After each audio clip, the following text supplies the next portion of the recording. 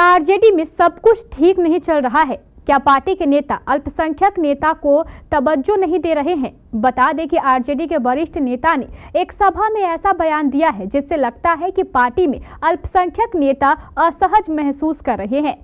आइए हम दिखाते हैं अब्दुल बारी सिद्दीकी के एक सभा के उस बयान को जिसमें उन्होंने क्या कुछ कहा है। पार्टी का जिला में 2 दिन का प्रशिक्षण रखते हैं और अभी क्या है, हमारा आदमी चौक चौराहे पर खड़ा होता है, कहता है निर्मल सत्य है, वो बड़ा मन बन गया है, कई वर्ड इस्तेमाल करता है।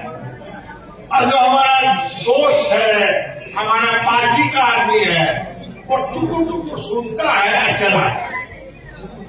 तो जब तक आप इतिहास नहीं पढ़िएगा, जब तक आप अपने अध्यात्म को नहीं जानिएगा, जब तक आप अपने समाज को नहीं जानिएगा, तब तक ऐसे छली कपटी से आप लड़ पाइएगा, जीत पाइएगा।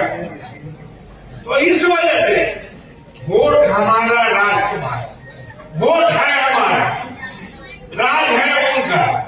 अगर हमारा जो वोटर है वो जो है कान में सुनता है, चुपचाप चला आता। आपने सुन लिया। विशेष जानकारी दे रहे हैं पटना संवाददाता अमलेश आनंद। देखिए, एक तरफ नेता प्रतिपक्ष तेजस्वी यादव कार्यकर्ता संवाद यात्रा पर निकले हुए हैं और वो ताबड़तोड़ यात्रा करते हुए संवाद कर रहे हैं अपने कार्यकर्ताओं से और लोगों को अपने योजनाओं के बारे में बता रहे हैं, रूबरू कर रहे हैं कि जब हमारी सरकार अगर आएगी तो हम क्या क्या करेंगे। जैसा कि आपको पता है कि माई बहन मान योजना की उन्होंने घोषणा की है, लेकिन इसी बीच आपको एक बड़ी खबर बता दूं कि तेजस्वी यादव की पार्टी यानी राष्ट्रीय जनता दल के जो एक मुख्य स्तंभ में आते हैं अब्दुल बारी सिद्दीकी ने एक कार्यक्रम के तहत बड़ा बयान दिया है और उन्होंने बयान दिया है कि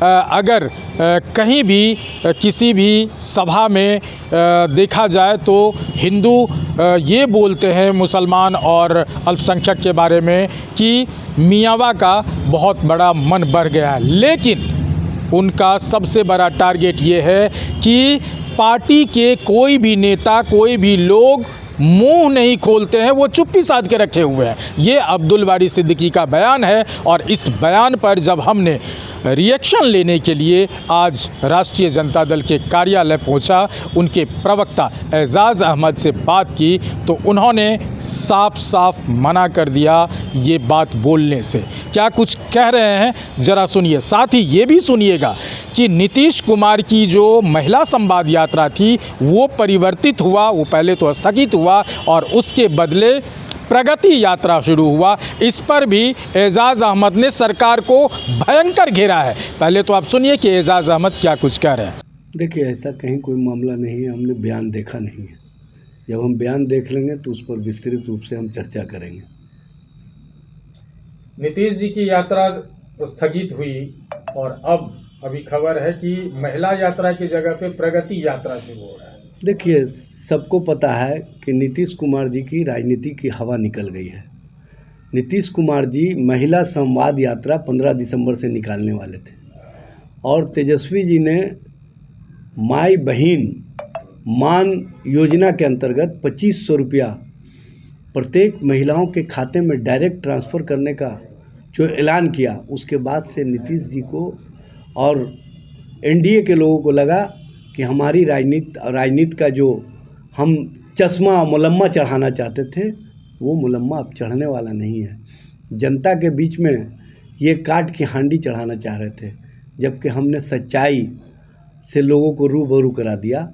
तो इनको अब लगा कि हम तो महिला की सुरक्षा कर नहीं पा रहे हैं, हम महिलाओं के साथ न्याय कर नहीं पा रहे हैं, महिलाओं के आंखों में हम आंसू दे रहे हैं महंगाई का। तो कहीं ना कहीं महिलाओं में जो गुस्सा है, कहीं ऐसा ना हो कि उस गुस्से का प्रकटीकरण महिला संवाद यात्रा में उन महिलाओं के द्वारा दिखा दिया जाए। इसीलिए ये 15 दिसंबर से यात्रा निकालने वाले थे, चुप्पी साध लिए। जनता दल यू ने भी कुछ नहीं बोला, भारतीय जनता पार्टी में ने कुछ नहीं बोला, सरकार के स्तर से भी नहीं कुछ बताया गया कि यात्रा स्थगित किन कारणों से हुए, यात्रा रोकने का कारण नहीं बताया गया। लेकिन आज एकाएक घोषणा किया गया है कि 23 दिसंबर से प्रगति यात्रा निकालेंगे। किस बात का प्रगति?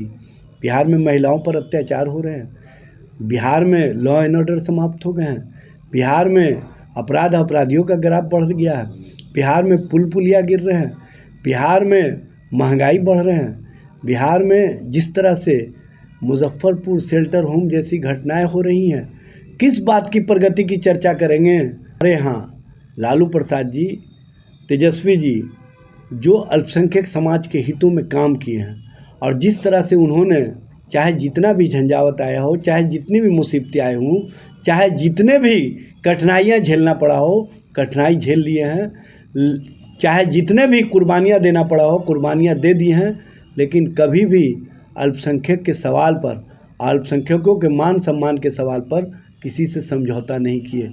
ये लालू प्रसाद जी, तेजस्वी जी और राष्ट्रीय जनता दल का सोच है और उस सोच को हम आगे बढ़ा रहे हैं। तो आपने सुना एजाज़ अहमद अब्दुल बारी सिद्दीकी के बयान पर बचते हुए नज़र आए। उन्होंने कुछ भी बोलने से इनकार किया और उनका मानना था कि हमने कुछ सुना जाना ही नहीं है। अब ये इतनी बड़ी बात उनको कैसे नहीं पता, ये भला हो सकता है क्या? लेकिन ये पार्टी की बात है और इस पार्टी के एक प्रवक्ता हैं, एक सम्मानित प्रवक्ता हैं, ये अपनी बात, अपनी पार्टी की बात, अंदर की बात खोलना नहीं चाहते हैं।